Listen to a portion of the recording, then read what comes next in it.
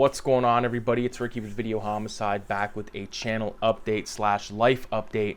I've used YouTube over the years as a way to sort of document my collections and hobbies and stuff, but along the way, I've also revealed certain parts of my life, and I want to sort of keep up with that tradition and let you guys know, people that I've been watching, or that people that have been watching me for a while, or new watchers, whatever it is. I got engaged over the weekend. I popped the question and she said yes.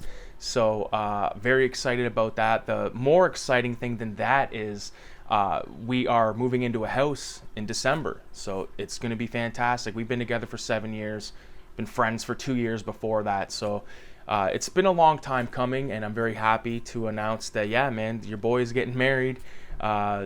Looking forward to that. We're not going to get married until fall of 2025, but there'll be more information on that as the days go on. So basically today I went to the comic book shop, Heroes, and went down there because I wanted to, I've talked about that hip-hop family tree, and I've said multiple times I wasn't really interested, but for some reason I was like, man, I want to go down there, and if it's open and I can flip through it, we'll see what happens. So I go down there, sure as shit, there it is, $75 American, so call it $100 Canadian. And I was flipping through it, and I was like, you know what? I'm going to leave this here for someone else that might want it more than me, because as much as I love hip-hop, as much as I love Ed Piskor, I'm more of a, I like Red Room. I'm not discounting the art in hip-hop family tree. It's just, like I said, I'm moving into a place and all that. I don't have the kind of bread to just drop that kind of money on a fucking comic book. And even if I was going to, it's going to be on something way more, something I've been chasing. I've been chasing Zap #1. And Zap #1 is gettable, you know what I mean? It's not no hundreds and hundreds of dollars kind of comic. You can get a decent reprint, whatever. I don't give a fuck if it's a reprint, And I've actually got my stack of Zap right here. This is all my issues of Zap, and I'm going to be doing a video showcasing all those, and same with my Freak Brothers stuff, because I got a decent amount of Freak Brothers shit as well. Really love Gilbert Sheldon, really love Robert Crumb, two very big inspirations of cartooning for me. And, I've really been intrigued in a lot of different stuff. Like today, when I was at the comic shop, the only thing I bought was a $4 strips collection of Mondo Popeye, which is sort of like a bootleg Popeye comic where it's not really R-rated, but it's more mature reader type shit. And I'm probably going to bring that into the fucking bathroom and just flip through that, while you're fucking in there doing your taxes. So as far as this collection goes, I'm going to really have to fucking weed it out now. So there's a lot of stuff here that I'm going to be potentially compiling and then taking to Odyssey and seeing if I could trade it in for store credit or some shit like that, just because I don't want to have to haul all this stuff around, man. I got shit here that I have on DVD, that I have on Blu-ray and stuff, and on tape, and if it's not something very pressing, probably going to get rid of it. For instance, coffee, I have on tape, I have on DVD, and then I got to weigh out, where did I get the tape? Okay, I got it from my Uncle Mike.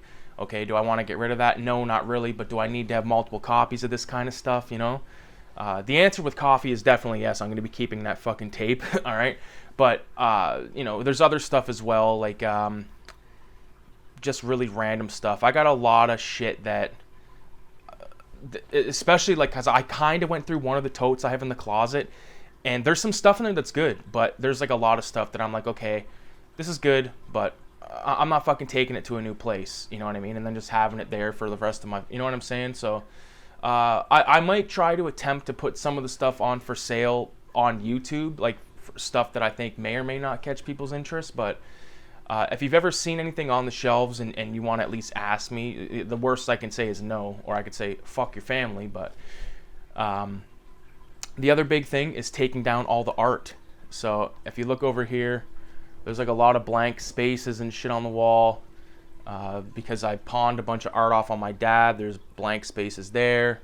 So yeah, when you have a lot of stuff, it's hard to really, but the thing is, I took that little amount of stuff, maybe 10 paintings down, and it's already made a huge dent, and I have all my originals, the ones that I wanted to keep, but there's some that I might actually attempt to put up for sale, but I don't know, man, because I don't want to get rid of them and then really regret it. Although I could have photos, scans, all that kind of stuff. But Obviously, I'm keeping this type of stuff, like my, this is the original colors for the Cinema 187 #2, original colors for the Demons Playing Poker. Gonna keep that stuff. Obviously, I got to keep my Filthy Ralph, my Mitch Toxic Art stuff, that kind of shit. Really don't want to depart with other people's stuff that people have sent me, like, and stuff that I've bought over the years. So. Again, going through the comics and going through the movies is like the biggest task I have at hand in terms of moving. But again, and like I'm also kind of toying around with the idea, should I sell off my Master of Kung Fu books? Because I got a decent run, I got the first appearance and stuff, and I know I could probably get, like, for everything, I wouldn't take any less than $300 for all of it, because I got like the majority of the run, and possibly could get more, who the fuck knows. But I've dealt with selling stuff on like Kijiji, which is like a Canadian Craigslist kind of place before, and people are either fucking out of their mind or they're just like borderline mental cases, or which is basically the same thing. But you put something on there and you ask $100 and they offer you 15 and you got to drop it off. It's like, sorry pal, you can jump off a cliff. So I might post the Kung Fu books and some other random stuff just to for some cash, for when we first move in, get some stuff. Start up a nice saving account. Because of moving into this new house, I'm going to be saving like a decent amount of money on rent, because I'm living in a 1-bedroom apartment that I'm paying, I'll be blunt with you, I'm paying $1,200 for this. Well, I'm paying $1,150 right now, but come January when the rent goes up, it's going to be $1,200, but they won't catch $1,200 from me because I'm fucking out of here before January. December will be my last month here. But yeah, so like I said, I and one other thing I want to do here, I want to have another couple of mushroom trips. I want to have another couple of at least one more game of Monopoly. Like I think we had 2, maybe 3 games of Monopoly here within the 3 years that I lived here, which is depressing as fuck. But it's hard to get people together because everyone's doing their own bullshit or fucking doing whatever it is that they do with themselves. You know what I mean? And I've really come to terms with in the last couple of years, like you're really sort of on your own. You know what I mean? Like once you're out on your own, like or regardless, like you're on your own. It's up to you to fucking.